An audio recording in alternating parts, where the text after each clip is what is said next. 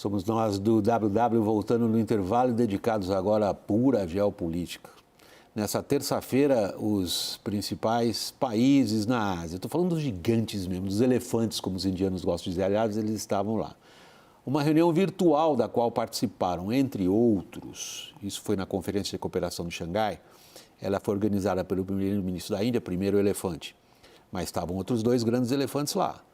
Vladimir Putin e o presidente da China, Xi Jinping. Vamos conferir o que aconteceu. Em uma clara resposta às dúvidas levantadas por aliados e rivais sobre a força da Rússia após o motim do grupo Wagner, Putin disse aos outros líderes que a solidariedade e a responsabilidade pelo destino do país foram demonstradas pelos círculos políticos russos e por toda a sociedade ao se posicionarem contra a tentativa de rebelião armada. O presidente russo também citou as sanções e o que chamou de provocações do Ocidente. Em uma menção velada ao Paquistão, o anfitrião do evento, o premier indiano Narendra Modi, pediu que o grupo condene países que usem o terrorismo como instrumento de política. Apesar de o indiano falar sobre segurança regional, ele não citou a China, um vizinho com quem a Índia mantém relações hostis há tempos. Já o presidente da maior potência do Oriente, Xi Jinping, mencionou a importância de salvaguardar a paz e a segurança regionais e estimulou os companheiros a seguirem a direção certa e aumentarem a solidariedade e confiança mútua. Nenhuma declaração veemente dos aliados de Moscou em relação à rebelião que fragilizou a posição de Putin foi feita. A conferência forneceu apenas uma ideia sobre como os países da região, que se agruparam como um contraponto ao Ocidente, lidam com suas próprias prioridades. E como as questões domésticas dos três principais países do grupo, a Rússia, a China e a Índia, estão sob controle e prontos para lançar, nas palavras de Putin, um novo mundo multipolar, uma mensagem aos Estados Unidos e ao resto do mundo.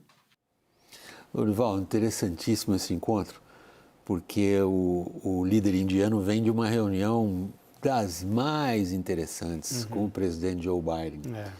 E a Índia começa a assumir um papel delicadíssimo nesse jogo todo. Quem saiu bem nessa?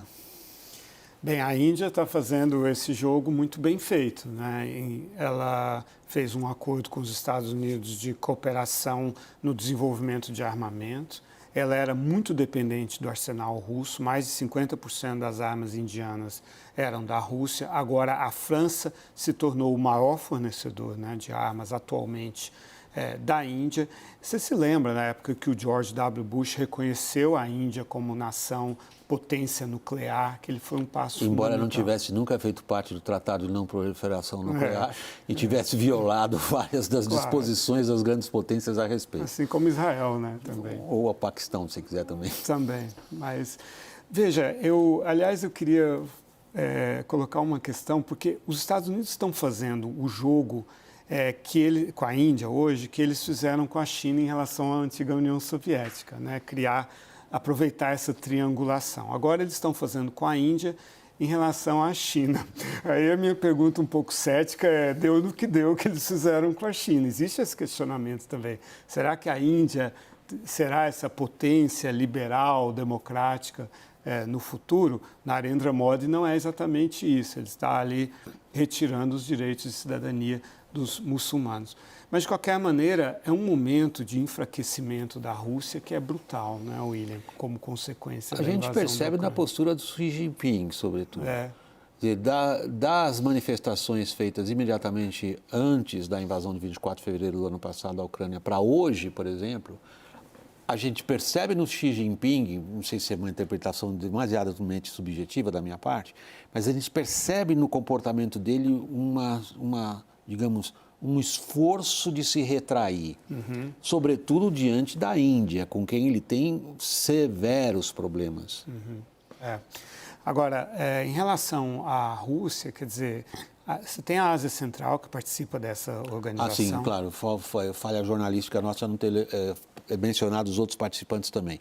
Essa organização de Xangai, Organização de Cooperação, reúne alguns dos principais países da Ásia Central. Nós chamamos a atenção para os elefantes por corpo de apelo. Né? O Turcomenistão é um sócio, não é um membro, mas os outros 4 são membros. Em maio, o Xi Jinping recebeu os 5 presidentes da Ásia Central, que era o quintal da Rússia antes.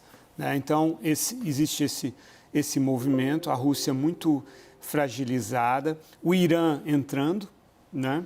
A Arábia Saudita é um sócio, não um membro permanente, o Paquistão, como foi dito, é um membro, e existe uma discussão de juntar a Organização de Cooperação de Xangai com os BRICS, né? De fazer essa aliança. Então, é bom o Brasil e a África do Sul, principalmente o Brasil, ficar atento ao que é essa organização. Né? Mas, realmente, eu acho que o aspecto mais fundamental é o quanto essa invasão da Ucrânia, né, assim, enfraqueceu a Rússia e criou um novo aspecto da disputa entre China e Índia, na divisão ali da Eurásia, praticamente. Né?